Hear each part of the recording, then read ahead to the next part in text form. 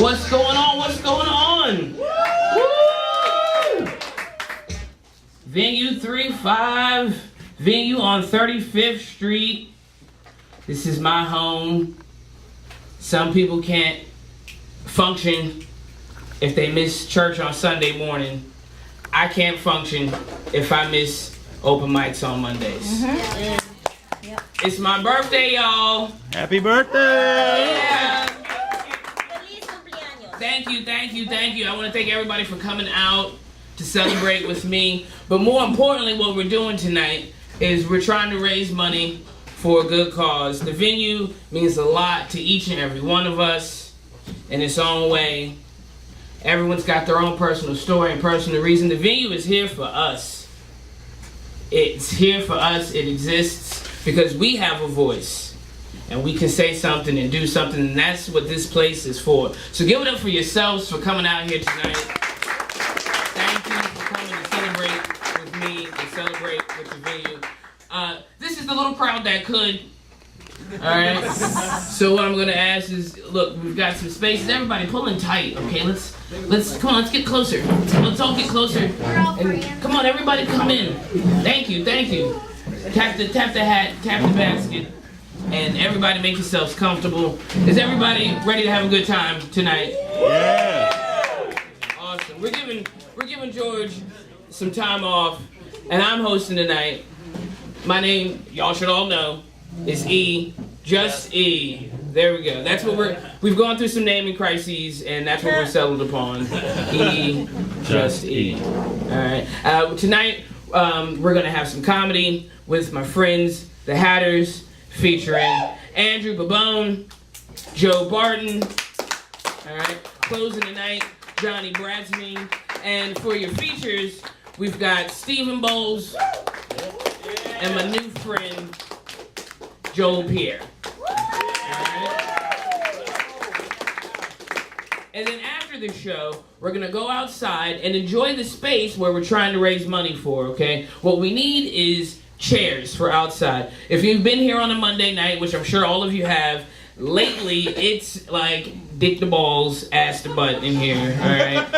We're jam-packed like sardines, which is a good thing. But we can go outside. Now, I've never done it before. I've seen pictures, I've heard tale. It's awesome going outside. I want to do it. Unfortunately, the crackheads broke in and stole chairs, alright? I was like, this is Park Place, so it might have just been regular heads, you know.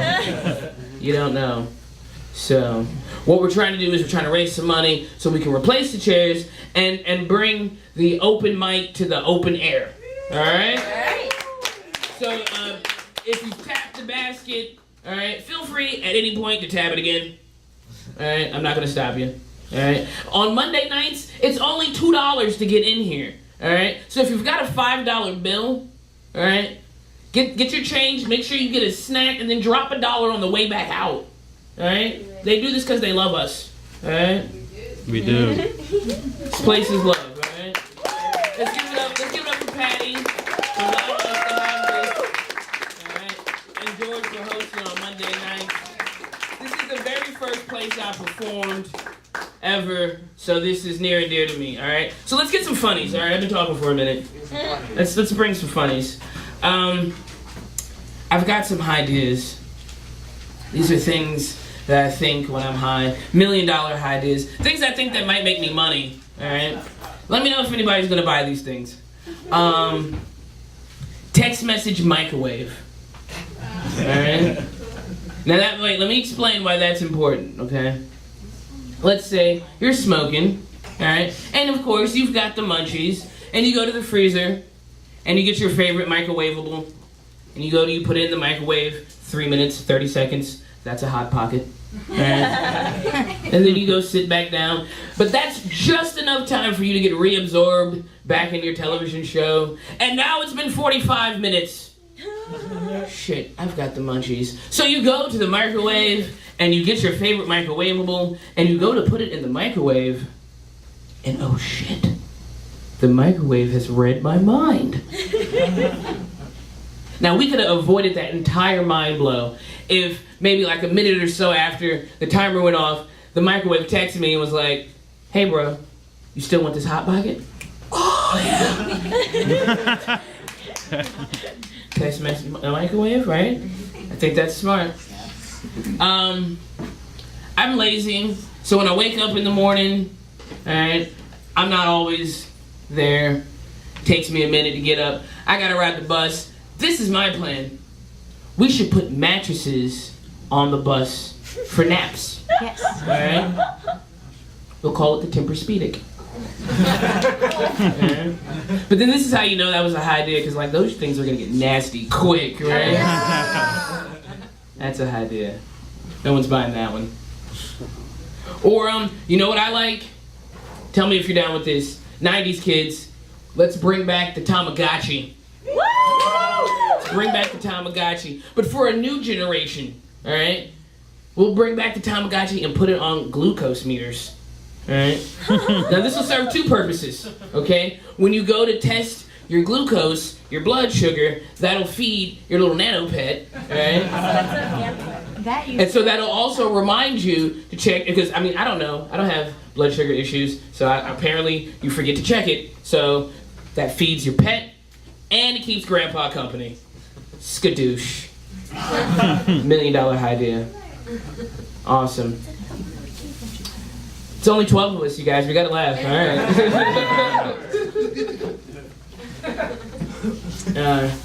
I don't know.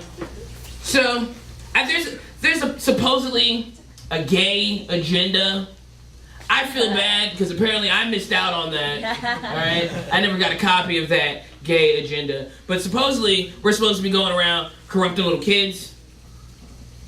I don't know. I'm doing pretty good on not doing that. But I think I messed that up the other day. Let me know if I messed this up, okay? So my boss he likes to bring his son into work. 10-year-old boy, very bright, likes to help out. He looks me right in my face one day. We're hanging out. He says, "Hey, are you gay?" And I'm like, "All right, you're old enough to ask this question. You're old enough for a real answer." So I was like, "Yeah, I'm gay." He had a follow-up question. I wasn't ready for the follow-up question. I think I dropped the ball here. He says, "Well, is it gay if I like Justin Bieber?" And I said, fuck yeah. Yeah, of course, you little faggot. Did I mess that up? Yeah. Alright, well, I'll apologize at the next parade. This is why I don't think I need kids. Because I feel like I'm too rough, I'm too abrupt. Alright? I had a little girl knock at my door the other day, Girl Scout, some sort of scout or whatever. She knocked on my door, she asked me. She was like, "Would you like to donate to support breast cancer?" I slammed the door in her face. I'm like, "No, bitch, I hate breast cancer." Killed my grandma. Was that rough? She better learn her grammar. Try it again. Support the cure. Here's some real shit. Here's a fact. Fast fact. You guys ready for this? Alright. Did you know that in the state of Virginia, it's illegal to smoke weed? You can't have gay sex, but you can fuck a horse. Wow. Yes. That's not even a joke. That's just real. Like, that's no joke there. And I think that's messed up, alright? Not even like on the whole bestiality tip. Like, that's a whole nother area, alright? But that's rape. Alright? That's rape. Because horses can't consent. Horses cannot consent. You like that? You like that? Nay. He's polite about it. Nay, sir. That's a horrible joke. Y'all should not laugh at that. I'm already going to. All right, you guys, you ready to bring up your first comic? Yeah! Woo! Come on. Little crowd that good. Let's get in. Let's get in. All right. This is a newcomer to the scene. Fast making waves. A new friend of mine. We've been hanging out like all week. He's awesomely funny. Everybody give it up for Joel Pierre.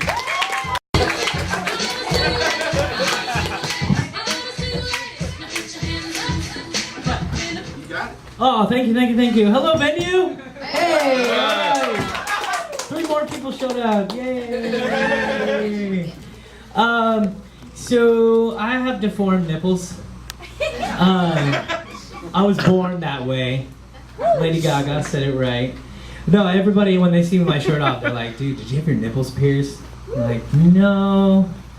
But anyway, somebody told me I should tell a story, like that when I went to boot camp, like my drill instructor like ripped my nipple rings out.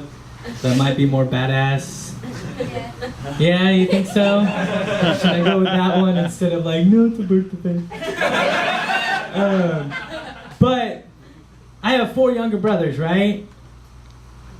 The 3 after me. Sorry. Whenever I try to do math, I start slowing down. The 3 after me, they have deformed nipples. But my youngest brother has normal nipples, but he has autism. I guess that was the trade-off. He's like, God, before he came down, I was like, so, do you want deformed nipples or a mental disorder? Fuck the deformed nipples. I want a mental disorder. I don't want to look like my brothers. Yeah. Shoot. Okay, so I like hot dogs. But no, actual hot dogs, you know, like Ballpark and Oscar Mayer, and you buy 8 hot dogs and then you buy 8 buns. But this happens to me almost every time. I run out of buns before I run out of hot dogs. Or no, I run out of hot dogs before I run out of buns. Wait, rewind. So I like hot dogs, and I buy 8 hot dogs and 8 buns, and I run out of hot dogs before I run out of buns. I don't know how this happens. I'm just like, am I that gay that I eat hot dogs in my sleep? Or what? But on the gay note, Boy Scouts allow gay scouts now. Yay! Contrary to the way I look, I'm an Eagle Scout. Yeah. Give it up for Christian right organizations. Woo! I'm an Eagle Scout. You hear about all these things like, yeah, Boy Scouts. If you're an Eagle Scout, you get so much opportunity, so much. It didn't give me shit. It got me to the final round of interviews at AMC, and I didn't get the job. But it didn't really pay off until I joined the military, and it got me 2 automatic rank advancements going in. So I was like, fuck yeah. But are there any straight people in the audience? Come on, straight people, raise your hand. Be proud. Be proud. Really? There's only 3 straight people in the audience? Come on, let's try that again. Are there any straight people in the audience? Raise your hand. Yeah. Yeah. I accept you. I accept you. I know you didn't choose to be straight. So, God made you that way. And I'm here for you. Not like that! God damn it. I didn't get a copy of the gay agenda either, alright? I like that one, by the way. That's a good one. I'm not like in your face gay, except for when I'm wearing this shirt. I'm not like, hey guys, what's up, girl? Rainbow flags, I don't even have the equal sign on my car. But there's 2 things I give away my gayness when the mic has a cord. I like to play with it. That always, I'll wrap it around my hand. I'll start doing it. But I give myself away when I am faced with the challenge of talking about women. At work, like, yeah, ladies are like, yeah, pussy. Great. Oh, god damn it, I did this the other night. Fuck. So, yeah, pussy. Oh yeah, that's like uncharted territory for me. It's like Christopher Columbus thinking he landed in America, but he actually landed in the Bahamas. But he actually landed in the Bahamas. I actually found out where the exact location of the urethra was last week. I didn't know. For the longest time, I thought the urethra was below the birth canal and above the asshole. And then I found out it was above the birth canal. Like I said, Bahamas, not America. I was watching this College Humor video. I don't know if anybody's seen it. It's like the gay guys, they're like, if you don't legalize gay marriage, we will marry your girlfriend. Yeah, anybody seen it? So it's going along, and it's great. It's like, we'll take musicals, we'll make them a quiche, and then they go, a motherfucking quiche. But that was the best part. But then they get to the part where it's like, and then sex. That's where you think you have us beat. I'm like, yeah, duh. They're like, we could play your girlfriend like an upright bass. I'm like, upright bass? No, I'm thinking more like ukulele versus upright bass. But, yeah. So, but as a gay man, I am fascinated by boobs. Yeah, titties. They're captivating. Come on. I mean, boobs are like the television. It doesn't matter what is on the television, you're going to watch it. Dora the Explorer could be on the TV and you'll be walking by. I don't know about y'all, but I watch the TV with my mouth open. So. I swear, I was in a hospital a couple weeks ago. More like every day, but I was in a hospital a couple weeks ago, and I saw a bunch of adults who were sitting in a waiting room, and the TV was on, and Dora the Explorer was on, and everybody was watching it. No kids around, just adults, mouths open. Some boobs are like perky and happy, like home and garden television, and some boobs are just sad. Like those animal rights commercials with Sarah McLachlan. And you see him and, you just hear in your head, in the arms of the angels. And you just want somebody to change the channel so bad, but it's so sad you just can't look away, And then you see Sarah McLachlan's face and you're like, whoa, that's like the camel toe effect combined with the saggy boobs. So the next time you see some sad, saggy titties, you're gonna think Sarah McLachlan. Thank you.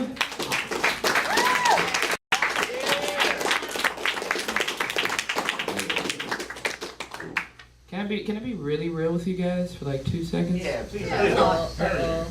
I am high as shit. You're hot. And you didn't share. Maybe later. The night is young. Let's see. The venue is a poetry place. And so, I've been inspired by the poets here to write a poem. Oh, shit.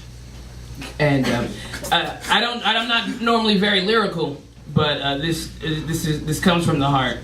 So I'm gonna recite a poem that I read that I wrote here. Because I gotta give it like a 2-3 minute intro and explain the poem. Because the poem itself is very complicated and not self-explanatory. And even though I only have 5 minutes, and my poem is 5 minutes, I have a 3-minute intro. Okay. If I say my jokes like this, Don't fall off the beat. does it make it sound like a poem? Or do I just sound like an idiot? Snaps. Thank you. I really appreciate the venue having us out here. I know that when I first started coming here, and I hear a tale from other comedians that this there wasn't a lot of. Is that someone's phone? I thought it was mine. I didn't make the announcement, but phones. It's only like 12 of us, so your cell phone's gonna be really loud. Vibrate, please. Vibrate's probably too loud too. Okay, all right. Is everybody ready for your next comedian? All right. This friend here, I wanted him to come do the very first show that I did here, but he left before I was able to ask him. So now I'm really happy to present also very new and dear friend to me, Stephen Boyles. How you guys doing? That's a weird vibe to start a comedy set. I love Tyler the Creator, but I don't know, probably should start with something more fun. But anyway. How is everybody? This is a decent crowd, man. This is cool as shit. I love this. I like this mic stand, like... Dude, you could cast this mic stand in a horror movie. That'd be fucking awesome. Anyway, I don't really like anti-piracy ads because they always give you the same reason not to pirate something, and they never give you a good reason not to pirate something. Like, if you're gonna tell me not to download movies, like, tell me like a littler guy in the industry is gonna lose his job or something, but they don't ever say that. Like, the slogan that these anti-piracy companies like to use is, don't download movies, you wouldn't download a car. Yeah, I would. Like, holy shit, I would totally download a car. That'd be awesome. Like, I don't like driving my car. It's like a 2001 Saturn, got a couple 100,000 miles on it. I mean, shit's rickety. Like, every time I take that car out, I feel like there's a 50-50 chance it might just explode. It's like I'm playing Jenga, and every time I drive, I'm just taking out a block. And someday I'll be like on the highway with my friend Brian, and the engine will just burst into flames, and I'll be sitting in the car screaming, Jenga! Just screaming it over and over. He's gonna look at me like I've lost my mind, so he's gonna try to take control of the wheel because he thinks I'm mentally incompetent, but I'm not. I'm just yelling Jenga so this joke can come full circle. But he won't realize that because he decided not to come out tonight. Fuck you, Brian. Well, swerving in the wrong lane of traffic and hit another car, probably die. What I'm saying is, I would download a car, and Brian needs to make good on his promises. Like, if you have a slogan like that, at least let it be correct. Like, it should say something like, don't download movies, you wouldn't download a bear. Nah. That has nothing to do with piracy. At least you're correct this time. I would not want to download a bear. Don't download movies, you wouldn't download cholera. That's a very contagious disease. I would not want to fuck with cholera. It's weird you being so close, because I can tell which jokes you don't like. Well, oh, Trey and Chris didn't like that one. Fucking throw it away. I'm gonna tell this story because I don't think I've told this story here before. I was a student at Christopher Newport University, and I used to write for the school paper. And I wrote a comedy column in the back of the paper. It was me making jokes for a couple hundred words. And at the beginning of the semester, last semester, I got in trouble for publishing a column that was deemed too vulgar to be funny. And what I wrote about was, me and my friend's trip to New York for New Year's Eve this summer. And night of the 30th, we're in New Jersey. What the fuck are you guys doing? I don't know. I just assume if they laugh at something that's not a punchline, I just assume you guys are... Oh, that was you? Did you like that one? Yeah. Did you like that setup? Yeah. Awesome. Anyway... I went to New York with some friends. Night of the 30th, we were spending the night in Jersey. We got a hotel, and we just drank like fucking, like there was no tomorrow. And I went with two couples, so by the end of the night, like everybody had fucked but me. And like I'm still in the room. Like they're not trying to hide it, like at all, which was kind of annoying. So I got pretty frustrated. So I hop in the shower and jerk off. And And I'm in the middle of doing my thing, and my friend bursts through the door and starts puking in the toilet, and his girlfriend's right next to him, and I'm like 2 feet away in the shower doing my thing. And I think the messed up thing was I could have stopped, but I didn't. Because it's not like I was getting off to the sound of him throwing up. I just was afraid I would get whiskey dick, and all my efforts would have been in vain if I had stopped. So we ended up ejecting bodily fluids at the same time. And that made it in the school paper.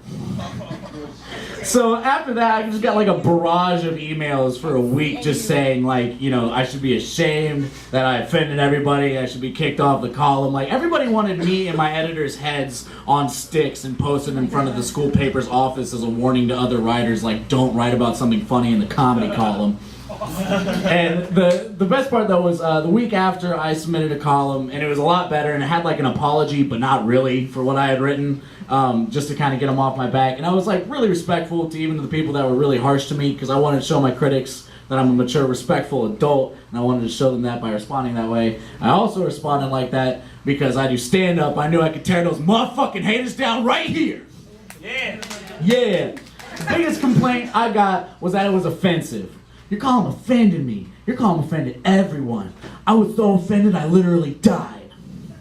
And I realized something, like, you probably weren't offended. Like, you're probably shocked or you're probably grossed out, but you probably weren't offended. Like, if I had written, I don't think Asians should be able to eat in the same restaurant as me, then you would be offended. Like, I wrote jokes about masturbating in the shower, where women of all races would have been welcome to join. The other biggest complaint I got was that I made the CNU faculty, campus, students, university, and entire CNU community in general look bad. And in that case, I would like to apologize for not knowing that I played such a vital role in that campus's image. Like, the joke is that nobody reads the school paper because they don't. I would know. I'm a writer, so we hear about how many people pick it up. I found out the only reason our paper survives is because I have a buddy that lives on campus that steals like 50 issues each time it comes out, so his ferret has something to shit on. And my favorite part was some kid actually made a petition to get me off the paper, and I got really excited. I'm like, I want to see how many people sign this. So I went and looked at it, and it wouldn't tell me how many people signed it. So I thought, maybe if I sign it, it'll tell me how many signatures it's gotten so far. So I went ahead and signed it under the name I Wanna Hump a Lot. Because I thought that was funny. And it wouldn't tell me. So then I just got mad and signed it again under the name Patrick Dix-a-Swingin' Murphy. And it still wouldn't tell me. So people were coming on to me like, bro, it got like 100 signatures. I'm like, really, like 98. I didn't know this was gay. Like, I'm really self-conscious about holding the cord now. Like, that's been my nervous tick for the longest time, is doing this shit. And Joel does his jokes like, oh, I guess I'm gay now. Yes, that's how it works. Yeah. Anyway, CNU is actually really fun. Like 2 weeks before the semester was over, some kid thought it would be a good idea to light fire to 5 different bathroom trash cans in 4 different buildings within the span of 3 hours. So we get these texts, they're called CNU alerts, and we get these texts that say like if there's like a tornado coming, they'll tell us like we need to evacuate the school. So we get one, it's like fire in this building, fire in that building. Okay, stop setting fire to these fucking buildings! And like, only at CNU, people got legitimately scared after like fire number 3. They're like texting me like, bro, if you need to come chill out at my place, if you don't feel safe, that's cool. Or, like, hey, we're going over to this person's house because we don't want to be on campus. I'm like, what the fuck are you afraid of? Like, they're like, oh, he's trying to get everybody out so he can gun down the whole school. I'm like, no. That's 5 different bathroom trash cans. This dude just really hates trash cans.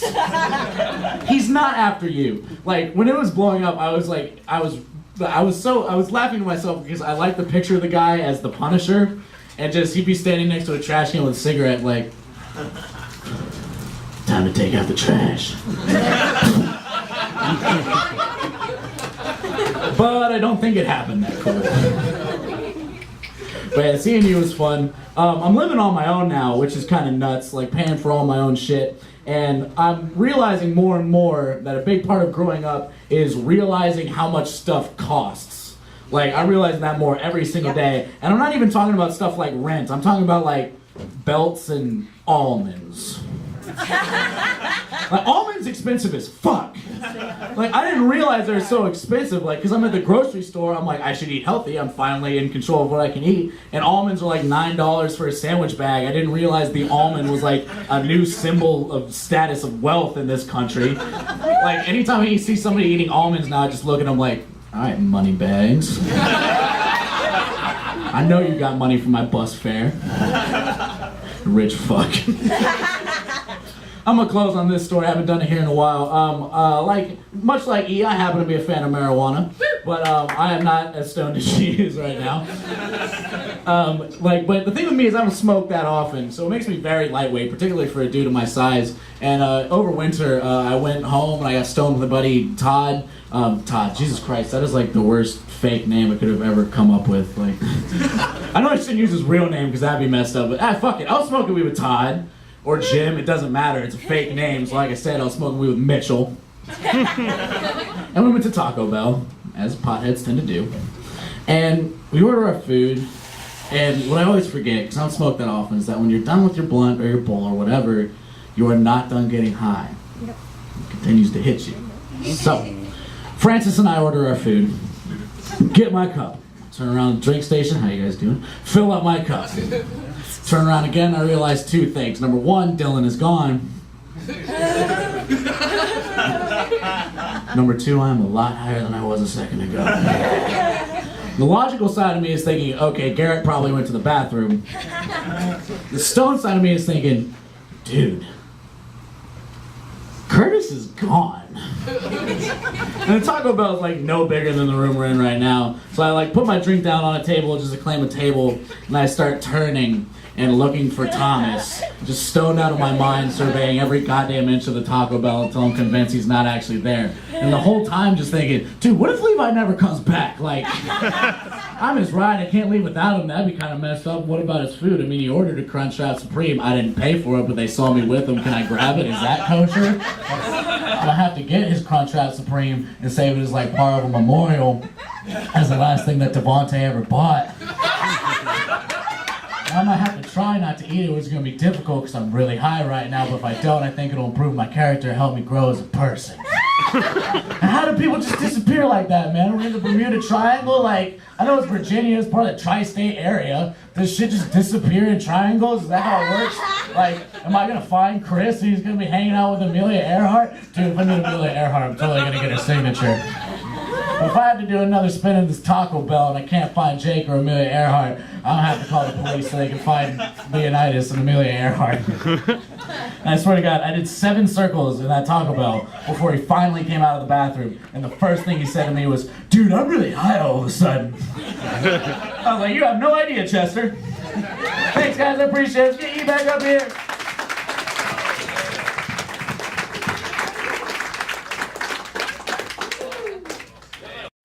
If anybody is wearing a hat, may I please borrow your hat?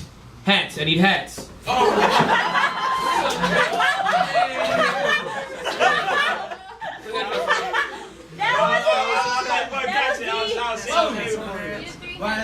That's salt. That's salt. I apologize. Dude, really? Alright, come on you guys, come on. Almost. Close. Come on you guys, come on. Crew. Alright. So we've been hanging out with Steven for a while now, okay? And he's become a good friend of ours. So now we're gonna hatter you. Oh man. I just sort of figured this out. So we're just gonna hatter you. This is just happening. And now he's an official member of the crew. All right. This is the extra hat for you and your kids. This is one for the kids. I need one for both. There we go. All right. Okay. All right. Now we'll figure out who the hats belong to. This one's mine. All right. I don't know. I just figured that out. Just decided to do that in a moment. All right. Woo! All right. So Steven was talking about weird things when you're high. So if you don't know much about me, you know that I'm usually on the bus, and I think about some strange things. Am I the only one who thinks when they see like Cardinals and Blue Jays, they think like bird bloods and like bird crips. Is that just me? Yeah. And they even have like little masks on, you know. I was walking on the street one day, I seen like 5 Blue Jays and like 5 Cardinals. I was like, shit's going down on this block. Or like squirrels. Squirrels are like nature's best break dancers. Yeah. Yeah. But is that much of a compliment, you know? You dance like a squirrel. Hey, baby. And try that out. Bitches will love that. Just gotta say it with confidence. Alright. Next person with confidence. Good personal friend of mine, Peter Griffin. Oh, dear. Joe Barton.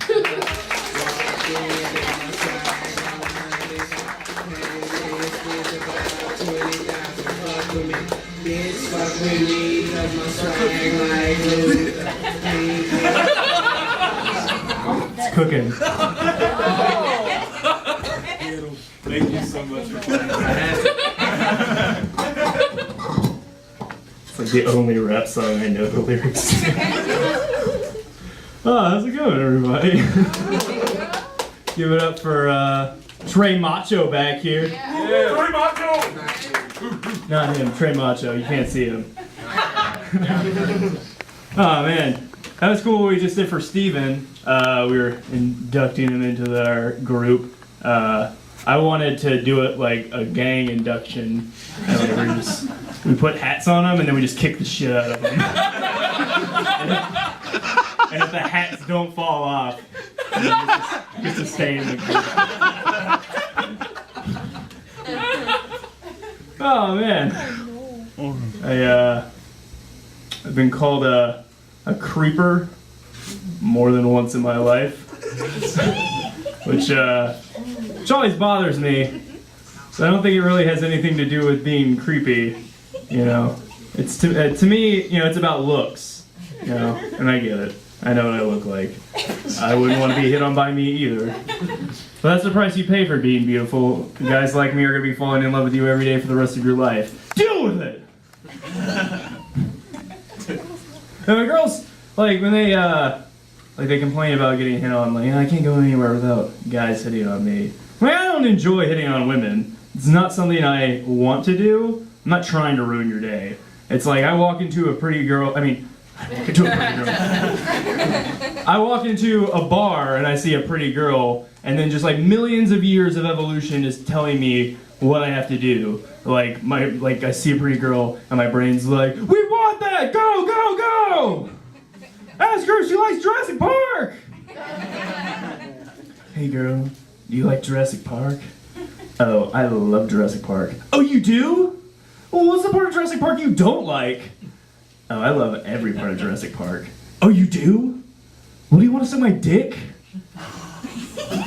Oh, I'd love to suck your dick. Girl, you suck dick like a velociraptor.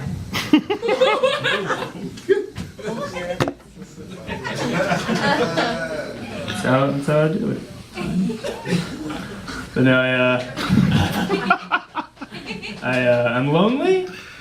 I say that like it's a question, like, am I? No, I am.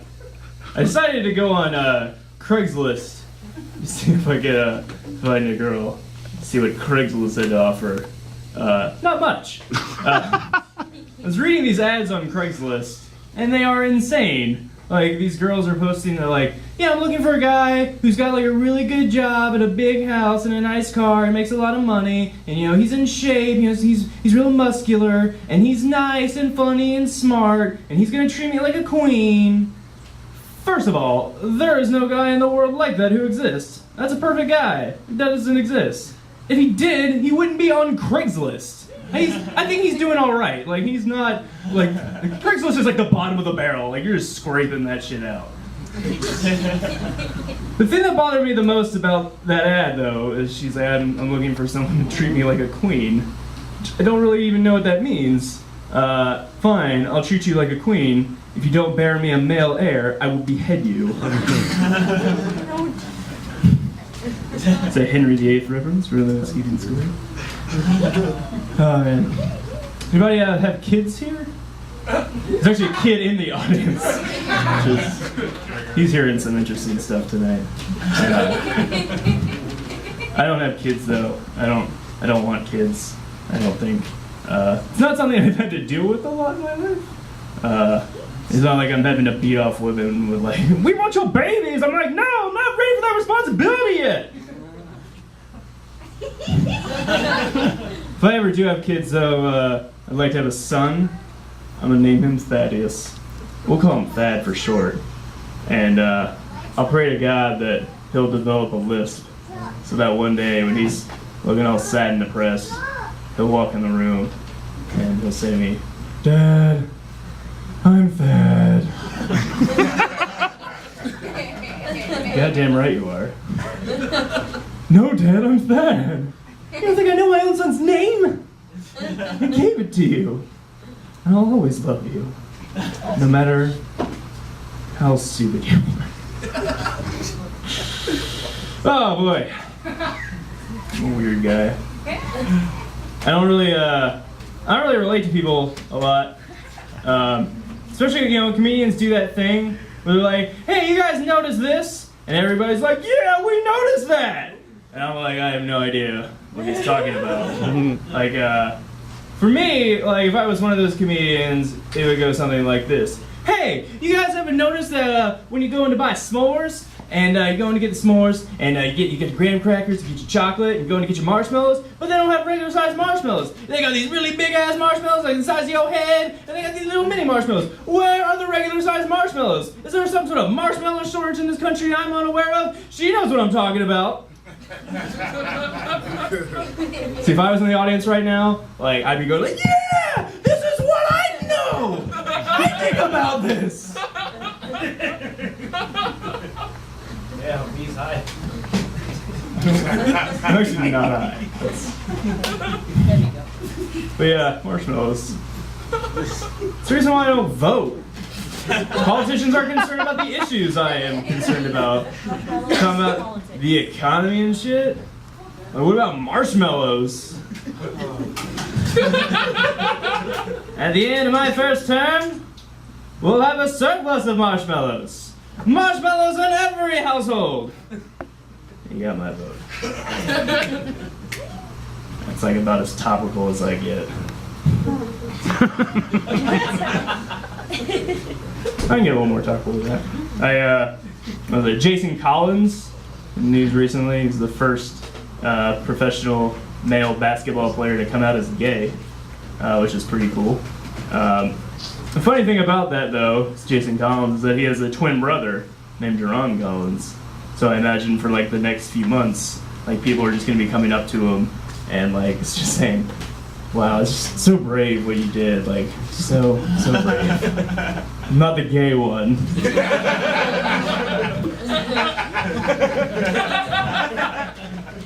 I wish I would remake that show Sister Sister, but with Jason and Jerron Collins. So that when they switch places, things get a little awkward. Yeah,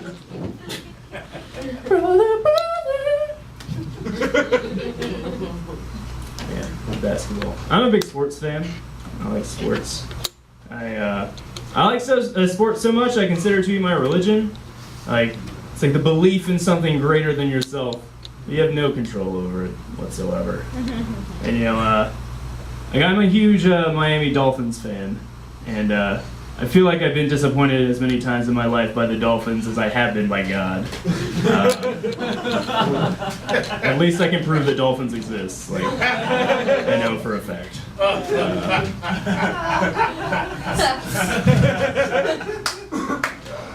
think there are these weird parallels in religion and sports, though. Like, they both promote brotherhood and camaraderie, but also rivalry and war. And, like in religion, there are lots of hats involved in sports. Like, if I saw a guy wearing a yarmulke, I'd be like, oh, that guy's Jewish. And if I saw a guy wearing an Atlanta Braves hat, I'd be like, oh, that guy's a Braves fan. Or maybe he's just black. I don't know. It's Sometimes they do that, and it's confusing. I went up to a guy once, I'm like, hey, nice hat, you're a Braves fan. No, it just matches my shoes! Oh, well. You look very nice, sir. I do believe... I am very dedicated, though, in my sports fandom, you know. I feel like I'm more dedicated than most religious people. I can name the entire Dolphins starting roster. How many Christians do you know that can name the starting 12 apostles? So I like to think of the apostles. I like to think of them as a basketball team. Starting at point guard for the Jesus Christ Apostles, Simon St. Peter! And I think if the Apostles were a basketball team, Judas would be the Stephon Marbury of that team. You know, because he's talented, but he's not a team player. And so when the Pharisees came to get Jesus, Judas was like, cut the check. Cut the check. And he started eating lip balm. And nobody understands that reference. That one's for me. No. I do believe in God, though. I do believe in God. But I also believe God hates me. At the very least, he doesn't want me to be happy.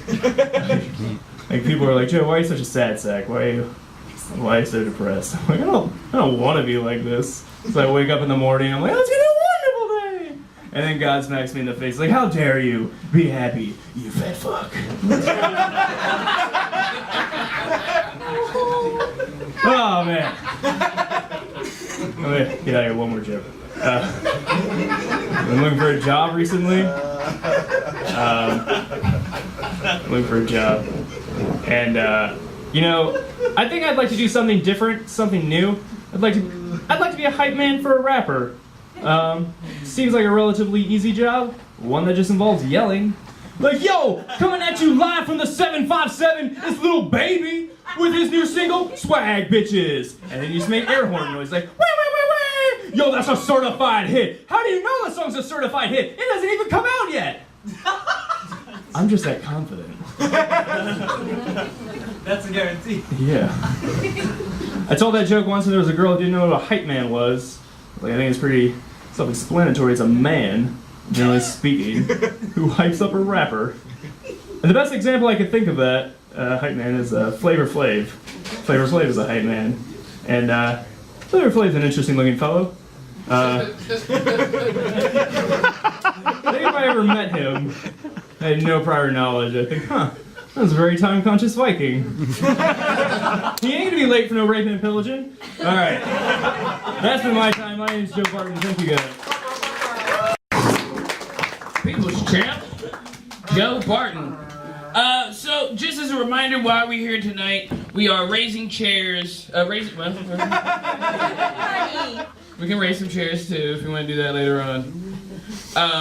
We're raising money for chairs so we can do our open mics on Monday out in the open air. That's what we should just call that, all right? There you go.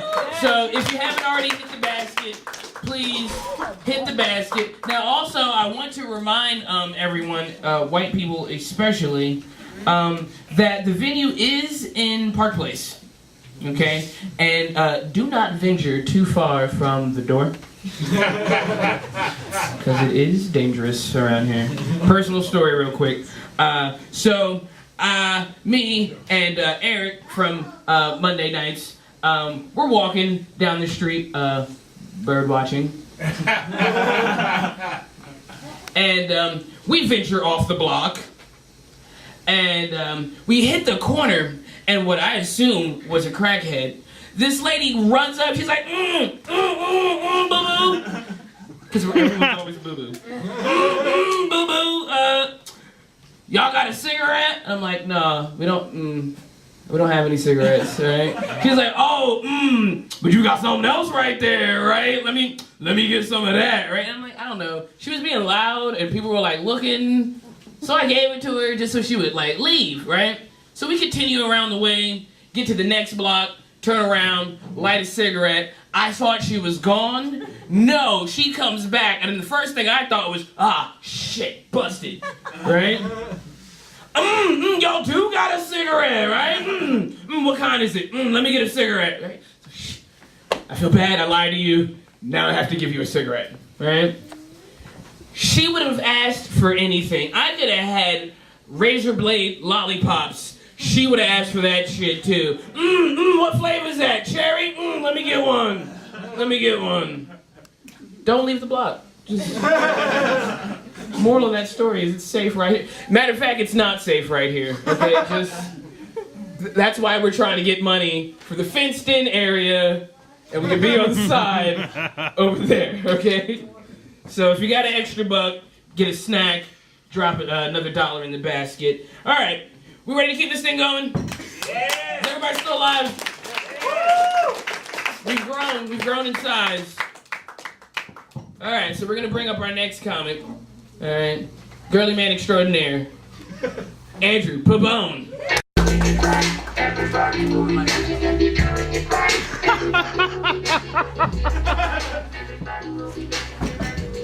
What's up, venue? Woo! Na na na na na na na. I said what's up. And no, you didn't even tell me what's up. No one said good. No one said anything. Fine. I understand. Take a hint. Thanks for coming out, guys. Just give it up for the venue because they let us. Yeah. Give it up. Because this is my favorite place to do comedy because everyone actually like listens and is very supportive and this is my favorite place to do comedy and to perform at and please support. More people need to come see the poetry and the music that goes on here. So just I encourage you to give. And I love the venue because you can pretty much say whatever you want and everyone's really supportive. So you could probably say whatever you wanted, and anyway, and no one judges you. That's what I love about the venue. So there's a lot of controversy about rape jokes, and a lot of places tell you that if you're gonna tell a rape joke, it better be funny, or it's your ass. Basically, you won't be able to perform there. And that's just a weird thing to me because it's like, how am I gonna know if my jokes are funny if I can't test them out? Like, yeah. So what I've started doing, I just test all my material out on my mom, and she loves it. So, and if you got offended at that joke, you are literally only offended at the word rape. Just the word. And for that, I hope like when you're leaving, and you maybe on the way home, just someone comes up from behind you and just really, really likes you and gives you money so you can take a class and learn how to separate content from context. Thank you. Thank you. So not a lot of people like me. And doing stand-up, that's a huge part of the deal. You're pretty. That's not a joke. That's a guarantee.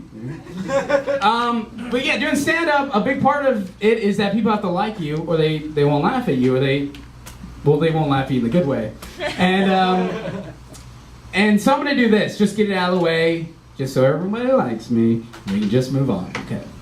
It's been working around town. My little pony, my little pony.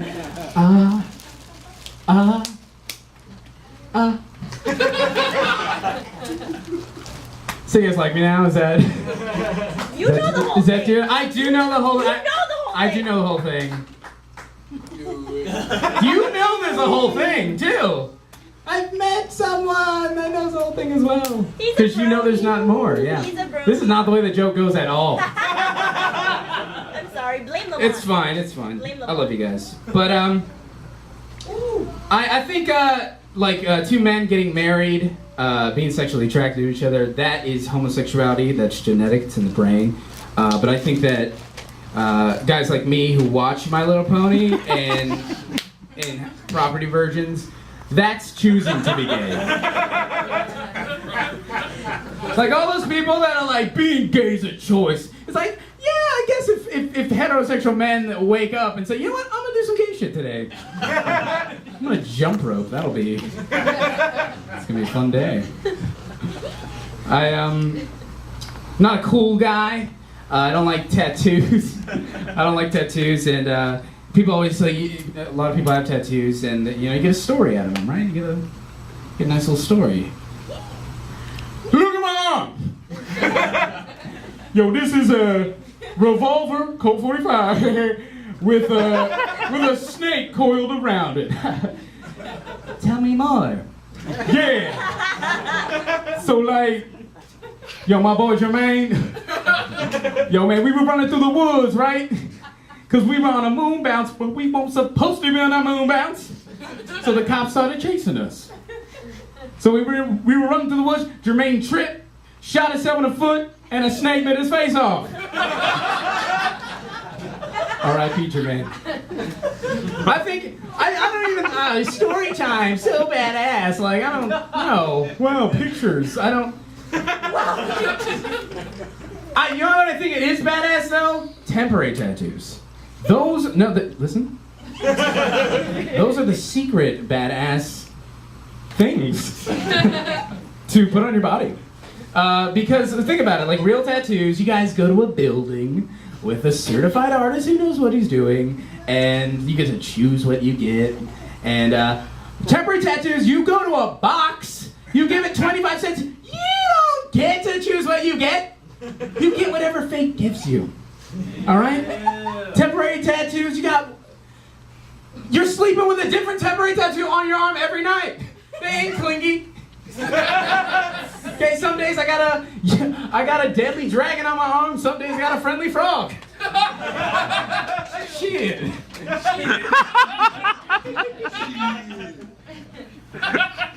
Not cool. I used to have an ex-girlfriend, and she would call me a lot and tell me like the great successes she's had since we broke up. And man, I want to tell her this, my ex-girlfriend this, but I don't tell her this, but I want to so bad. And I'm just gonna give this to you because this is the best comeback for an ex you can ever have. Basically, they start yapping off of the mouth, and they're like, I've done this, I've done that since I broke your heart. And you just say, excuse me, my balls have been in your mouth. It's like every word you say literally doesn't matter. Like, you make bad choices. Like, I know you're having success, but I know you've had my balls in your mouth. And then she'll come back with something like, to try to like get you. And then for me, she would be like, well, you live with your parents. Oh, okay. But if I flip back in the records, you knew that, still the balls are in your mouth. You looked around, saw your environment. Still, the fact remains. And I don't want anyone coming to me after the show being like, how dare you? How dare you? She said that you put your balls in her mouth out of love. And it's like, the only like thing I'm gonna answer you with, if you ask me if I'm the balls in the mouth guy who did that joke, I'm just gonna go, oh, I don't understand. I don't understand. The venue is a place for poetry, and I brought a poem. Oh, jeez. I brought a poem, and most people like write their poems, but I just like kind of scribe this off the back of a mac and cheese box. So, man, that's all it took for the macaroni. Did you say macaroni? The rape thing, we didn't all once, but macaroni! Alright, this is, I'm gonna perform this piece. Thanks, E. I'm gonna perform this piece for you guys. This one's called Craft is Up Their Own Ass. Yes. Congratulations. You've just picked up a box of deliciously gooey macaroni and cheese dinner. Chances are you'll probably be serving it to your kids. And at the same time, taking yourself a spoonful. Or two. It's okay. We understand. I'm literally reading from the back of a Kraft macaroni and cheese box. Get this. I will, sir. Czar. Your kids might be just the right age to enjoy delicious macaroni and cheese. But remember, you were there first. What the hell? I've never been molested by food, but I think it just happened. Like, what kind of weird science did they figure out for you're the perfect age to enjoy macaroni and cheese? Like some kid comes in there, bring subject 47 in. Eat that cheese. They actually call it cheesy goodness. And subject 45, eat that cheesy goodness. Okay. I love it. Yeah, you just might be the perfect age. It's weird. It's weird. I question why a lot of things happen in the world. Like, why are like Muslims so mad? Or like, why is like prison rape, like they're so mad too? And I wonder why like Pez dispensers exist. Let's talk about that one. Okay, Pez dispensers, I don't know. I got it from a gift from my mom the other day. And if you don't know what a Pez is, it's a candy. It's a rectangular candy. You put it in an object. And I just can't get behind anything that disrupts my like natural instincts for like candy, mouth, candy, mouth, candy, mouth. Come on. Don't get in between me and my candy. All right. I love when Joel was like, "Is there any who's straight?" I clapped and then proceeded to fan myself. That just reminded me that I come off as gay. We're talking about Pez, yes. I feel like let's get it together, guys. I feel like the guy who I feel like a person giving you Pez as a gift. That's like, oh, you'll have candy, but you have to work for it. That joke doesn't go like that either. One would say I fucked that up. And am I fucking it more if I keep talking about it? I don't know. But I'm gonna do a character for you guys. This is a guy that was hired by the Orlando Magic to go to various clubs in Miami and make LeBron James look bad. But he's doing it wrong.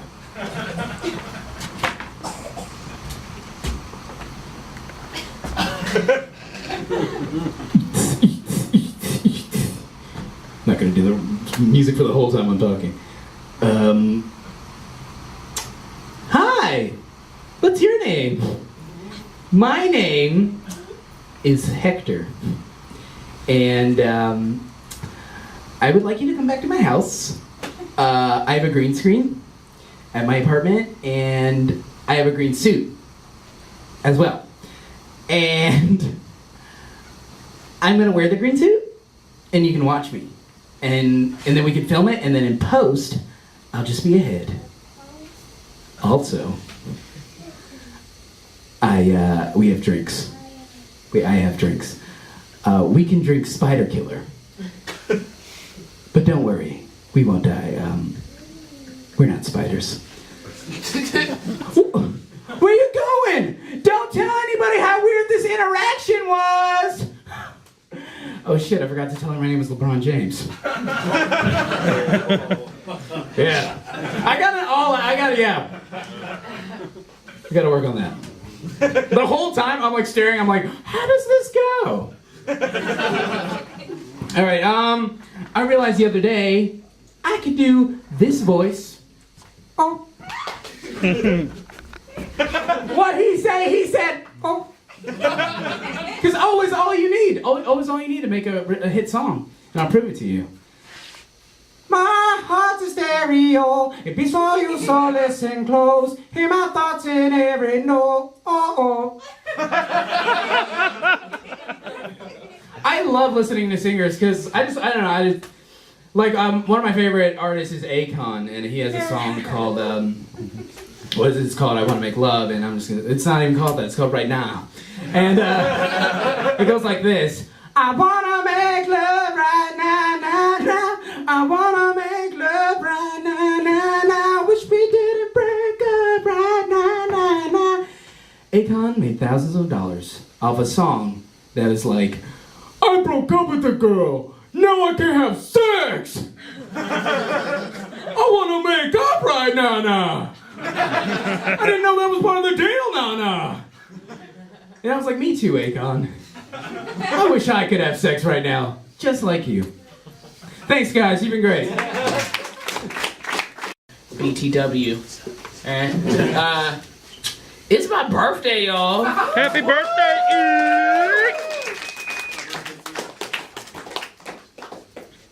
It's his birthday, too. Woo! We got the same birthday. There it is. All right, awesome. I'm excited. Also, though, and I love telling this joke, because every time I tell it, I can add more time to it. Today also makes now 10 months sober for me.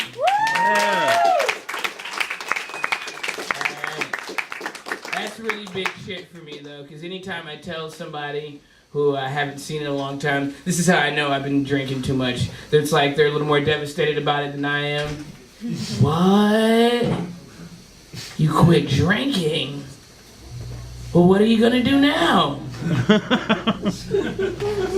You show up to work on time. Make better decisions. But I quit drinking. But I didn't quit smoking. So if anybody wants to talk to me after this, bird watching. But when you go to these substance abuse classes, I had to go to these substance abuse classes. It sucks being the youngest person there because everybody's like way deep and way far into their addictions, and then everything turns into these weird one-up contests. You know what it's like, man. I lost my wife and kids. The next guy's like, you don't know what it's like, man. I sucked dick in the alley for crack. And he gets around to me. I sold my Xbox? I don't know. I hate story time, you guys. But, I don't know. When you go to these substance abuse classes, they want you to quit everything. Right? And this is what my substance abuse counselor tells me now. I don't care if you smoke or not. I feel like we can all call bullshit on this, alright? Let me know if this is bullshit. She says, if you smoke weed, you'll smoke crack. Bullshit. Because weed is a gateway drug. Not so much. It's a 7. I said, man, that's bullshit. Excuse me, that's bullshit. I smoked for the first time. The gateway swung open. I looked inside. There was nothing in there I needed. Stayed outside. It's pretty simple. I don't know. I've never seen a crackhead and been like, you know what? He's got his shit together. Past that. I feel like the only way I could do crack is if I was already on crack. You know what this joint has me in the mood for? Some crack. Said no pothead ever. This doesn't happen. Alright, you guys. Ready for your next comic? Alright. Closing out the show tonight. Very good friend of mine as well. Another partner in the Hatters crew with me. Just won the Clash of the Comics, the Funny Bone in... Is that March? April? What was that? March. Alright. And speaking of which, all 4 of us will be at the Clash on Wednesday, this coming Wednesday. Alright? So everybody give it up for my best friend, Johnny B. Come on, turn up, let's go! How's everybody doing tonight? Woo! Make some noise for everybody that's been up here and everybody that you've seen. Everybody's out here working hard. Some of y'all are looking good. Some of y'all are looking single. That's. I'm sorry. I'm newly single. It sucks. Yeah, whatever. I'm fine. I realized that being single and broke now sucks because I used to be able to blame all my money problems on her. And now I'm worried because I don't know if I'll be able to get back in the game. You ever talk to a girl and you're like talking that good game and you're like, man, in the back of your head you're like, shit, I only got $7 in my bank account. Broke problems. I know y'all know about that. I mean, have you ever bought so little gas that you stand there pumping fake gas for an extra minute and a half just so people don't get the wrong idea? That is exactly the amount of gas that I needed. Some of y'all look at me kind of weird. I'm half black, half white. I'll answer some questions that I know you have. Yes, I can see in color. I can say nigga. I can. And I will say it. And here's the reason. I don't think the word nigga has that much of an impact anymore. I really think it's all about the timing. You know what I'm saying? Like if I'm in class and some dude's like, hey, pass me that pencil, nigga.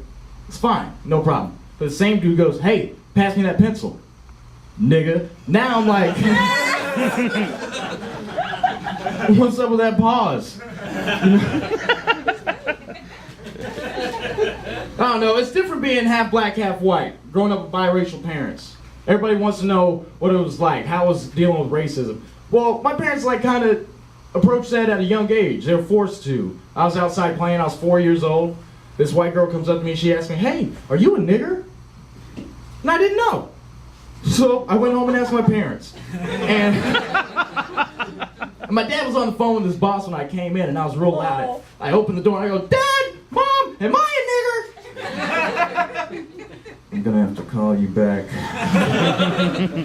And my dad sat me down. He's like, look, man, that's a bad word. She's saying that because she's jealous. She's jealous you got two. You're white and black. She only has one. She's white. So I thought that was awesome. That's a great way to explain that to you, kid.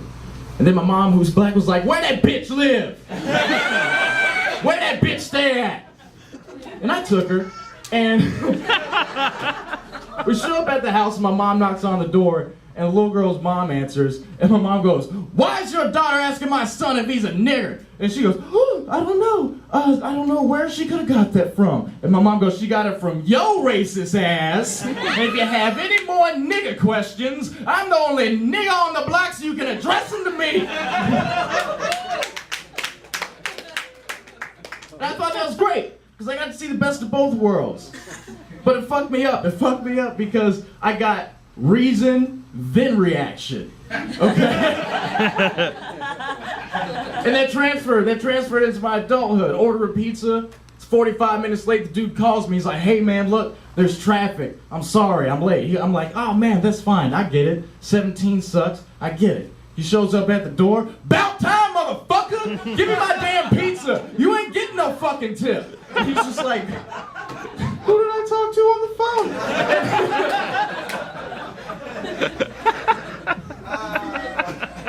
Racism helped me deal. I really think racism should stick around. I really do. I mean, could you imagine a world where everybody thought they were equal and the same? Like trying to get into a McDonald's, two people, and then one person's like holding the door and they're like, no, you go. We're the same. Me, you, we're equal. Come on, we both did it. Let's go. Come on. No, you go. Let's go at the same time. Oh, now we're stuck. And I'm in the back like, fucking go! Just walk through the damn door! I don't know. I just have a different take on racism. It doesn't really, I see it, but it doesn't bother me. I used to work in fast food, and my first day there, I walk in, and this dude walks in, and he goes, hey, let's work hard, let's work fast, like we're some Mexicans. He looks at me and he goes, no offense. I'm just like, who the fuck are you? And he's like, the manager. I was fuck, like I'm stuck. But you meet a lot of crazy people when you work fast food. I met this dude, his name was Jeremy. And the thing about Jeremy is he always had some words of advice, but he put it in a rhyme and then he would sign it at the end. It was real weird.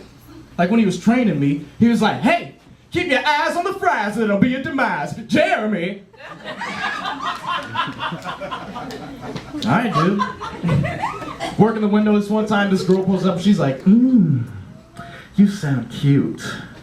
How about you just give me something with some meat in it? I said, yo, Jeremy, this girl sounds down. What do I do, son? He goes, hey, you better wait till she gets to the glass before you ask for some ass. Jeremy! I worked with this other dude, and he was one of those people, he got laid a lot, but it was never like a pretty chick. You know what I'm saying? It's like a hand job. It's like, that's nice, but not really. You know? And he always looked to me for confirmation. Hey, man, what you think about that girl I brought over last night? Oh, you mean that fucking bridge troll that came over and poked holes in my couch with her back spikes? Yes, dog. She's a keeper. They know some bridge trolls. And if you're not laughing, you're the bridge troll. Check yourself. Check yourself. No, but this one time... I'm sorry, I apologize. I apologize for the previous statement. God bless you and your troll face.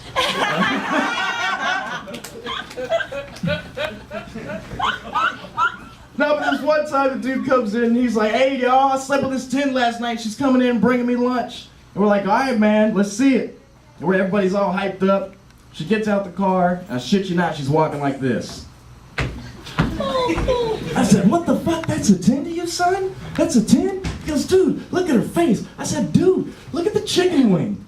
And he comes back with, I'm black, I like chicken. I said, whoa, that is the worst thing I have ever heard anybody say in my life. And then he topped it. He said, it feels good when she's jacking me off with it. I said, whoa, that is the worst thing I have ever heard anybody say. And then he topped that. He said, you see how one leg's shorter than the other? When we do it doggy style, we're like this. I said, whoa, you're taking it too far, man. Then all I hear from behind me is, if a leg's mango, do it at an angle. Jeremy! I'm like, Jesus. So I didn't last there long, and the job I have now, I have a racist boss. It's like, I guess that's a requirement. If you're gonna be a boss, you have to be racist. Woo! Woo! I have a racist boss too. No, but I don't know. He's not racist like in a hateful way. I think he's just racist because he doesn't know. Like we went over to this. We had a job at an Asian man house, and on the ticket I read the name and it was Zhang Fei Du. I knew how to say it. I have cultural depth. He didn't. We knock on the door. Asian man answers and he gives me that face, the I don't speak English face. You know the. Here goes my boss. We're looking for a Jiang Feta. And he's just staring at him. I was like, nah, man, we're looking for a Zhang Fei Du. And he goes, oh, okay. The dude leaves to go get him. And my boss goes, hey, man, watch it. You're going to offend somebody talking like that. I'm like, look, man, it's not like I'm standing here going, we are looking for Zhang Fei Du. And you see him there. I'm like, come on, man. But he doesn't know. Or maybe he plans it out, you know, because I noticed that every time there's going to be more than 5 black people at a job, I'm the one that goes. And I don't get offended at that, but because I was thinking about it, I was like, maybe he just doesn't know how to handle explaining something to a group of black people. All right? And black people, if you're offended by this, you can come up to me after the show and tell me if I'm wrong or if I'm right.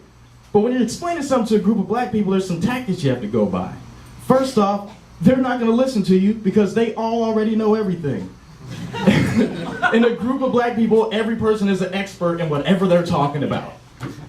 And what they're going to do is they're all going to attack you at once, especially if you're by yourself. Each one's going to be asking you a question. Each one's going to be asking you. And you're not going to get anywhere if you're answering each question. What you want to do is find the head of the group, the leader.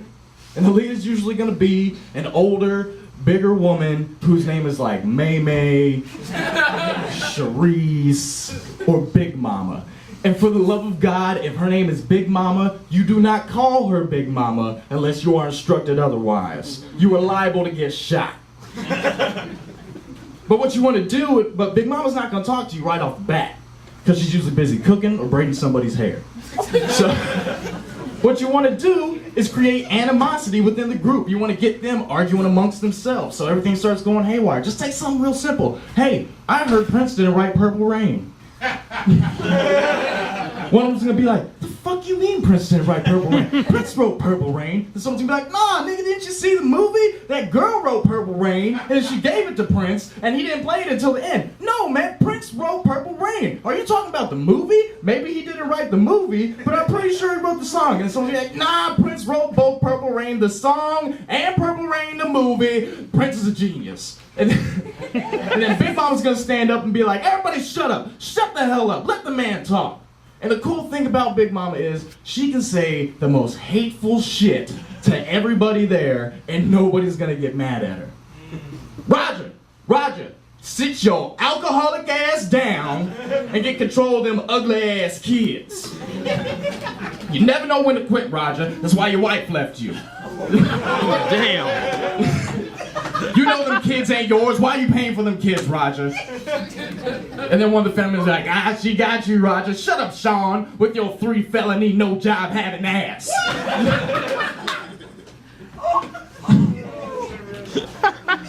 That's real shit. No lies. And the thing is, I mean, you're gonna explain yourself to Big Mama, and she's never gonna admit she's wrong. She's just gonna flip the script on you. She's gonna turn it into a compliment. You just have to accept that as a win. Like, I did my thing, I was right, I explained to her, she goes, you know you're too light-skinned for this sort of work. I said, thank you, Miss Johnson. She said, baby, call me Big Mama. I said, thank you, Big Mama. That's where I work now. And the cool thing about, not a cool thing, where I work now is located next to a strip club. And I know it's a strip club I don't want to go to because there's no front door. Alright? And on top of that, there's no sign to say there's no front door. Everybody already knows going through the back because they don't want to be seen there. And that got me thinking. I was like, man, I remember the first time I went to the strip club. I was hype. I was 18, gonna go see some tits. Let's see some tits. And, and then you walk in and you're like, man, this is the saddest fucking place. I mean, there's like 40-year-old men there talking about their wives and kids with the strippers, and I really just feel like strippers are like the saddest people in the world. No, I take that back. Stand-up comedians are the saddest people in the world. And look, I'll explain it. Because strippers, they have a purpose. I have 2 kids, 3 felonies, and this is the only place it's hiring. And I need to feed them. I'm working my way through college. Comedians are up here because, thought it was funny. Thought it was funny. And that's why I love places like this. You come up here and do this. But the bad part is that at one point in every single one of our careers, someone came up to us and was like, man, you really got something. Keep going. And we fucking cling to that. We're like, this is it. This is our ticket. We are out of here. You know? Then a year later, you're just waking up going, I guess I'll just go fucking tell jokes there. You know? And this is really not a marketable skill. You can't take this to some corporation job. Hell, I don't even want to tell single girls that I'm a stand-up comedian because I'm pest control by day. You don't want to take me home to meet your parents. I am not someone they're going to be like, you know what, you got it together.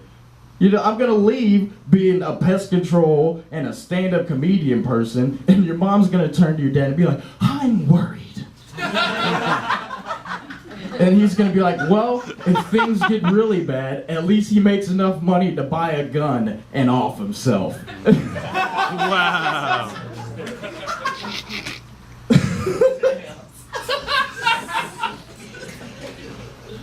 I'm not sad, I promise.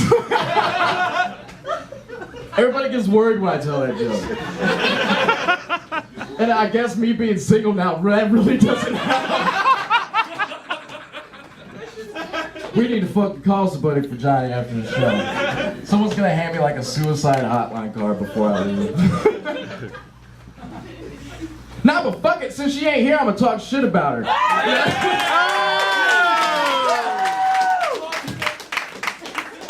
We were together a little bit over a year. Are there any couples in here? Where are the couples at? Right there. How long y'all been together? Almost a year. Almost a year. Well, hey, get ready. That's all I'm gonna tell you. Look, because I'll tell you, when you first get together, it's nice.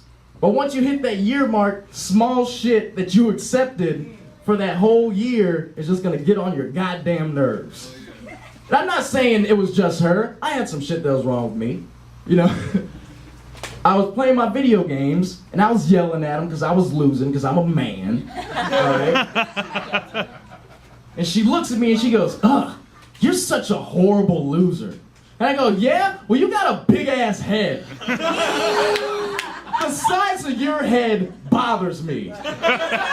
You look like a basketball attached to a baseball bat. And then we would fight. Because I don't think before I talk. Communication, that was probably the biggest reason that we didn't work, was communication. I felt like sometimes she didn't hear me. I'd be trying to explain something to her, or I'd say something, she just wouldn't get it. I'm making Kool-Aid one day, I go, damn, we're all out of sugar. She turns to me and goes, what do you mean we're all out of sugar? I said, oh, I meant I didn't pay the light bill. We're all out of goddamn sugar! With your big ass head and your... I'm not sad, I promise.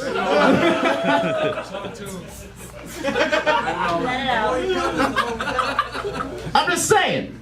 After a year, things change. I fucking hate The Great Gatsby. I'm sorry. I think it's the dumbest fucking story ever made in America. Was anybody here forced to read that shit in high school? Yeah. Alright. And for the people who don't know the story of The Great Gatsby, I'll summarize it for you real quick. Alright, this dude, Jay Gatz, wants to have sex with this chick, but he doesn't have enough money and she's a bitch. So he leaves for 2 years, and then he comes back rich as fuck under the name Jay Gatsby. And that's my first problem. All he did was add B to the end of his name and act like nobody was gonna recognize him. That's like me quitting comedy for 2 years, then coming back as Johnny Bratsfield B. And just acting like you guys have never heard of me. And then you guys come to the show and someone's like, hey, isn't that the dude that does the Jeremy joke? And then someone's gonna be like, no, you're thinking of Johnny Bratsfield. This is Johnny Bratsfield B. He does Jeremy B. Jeremy B! That's probably the laziest fucking joke I've ever written in my life. Nah, but another problem I had with the story was he left for 2 years and then he came back and essentially moved right across the street from this chick and started throwing parties to trick her into having sex with him. And I'm like, that's fucking crazy. Like, look, there was a girl I didn't have sex with in high school, and if I moved 3 doors down from 122 Sunshine Lane in Warrensburg, Missouri, and started throwing parties to trick her into having sex with me, I'm not getting a book written about me. Maybe a police report, but not a book. And really, the only reason people like it is because it's old. It's old, so it's considered a classic. But you know what else is old? My Nana. And she gave Kareem Abdul-Jabbar a blowjob in 11th grade. Where's her book? It has a way better ending, I promise. Every time she tells the story, she ends it with, and he Kareemed his jewels in my job. I said, oh shit, I am 6, why are you telling me this? I asked for apple juice, bitch.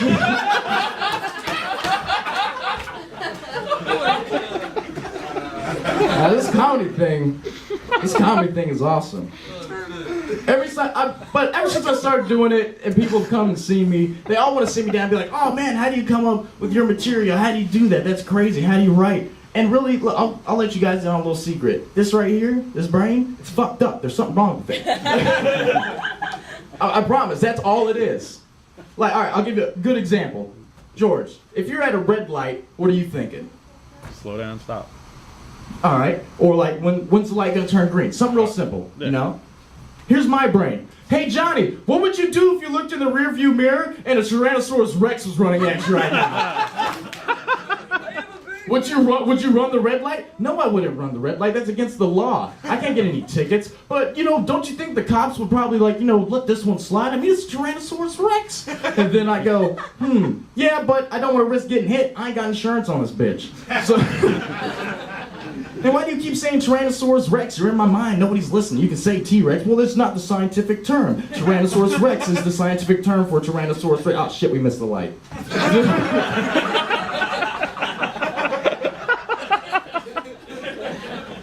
My brain just goes to different places when I see shit. I was drinking Sunny D.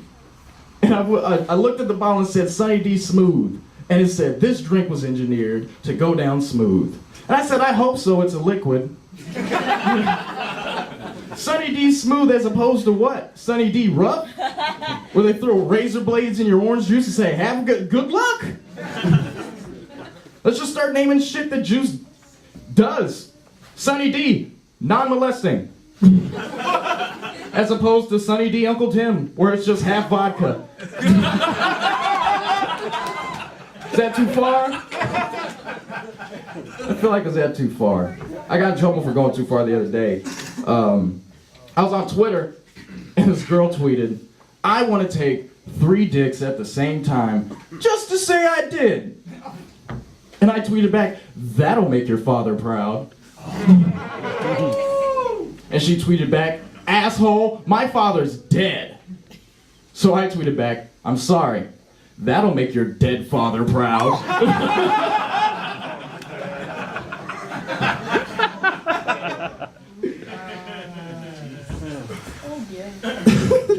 I'm sorry, that is a little too far. I think I'm gonna get out on that note. Thank you guys for coming out.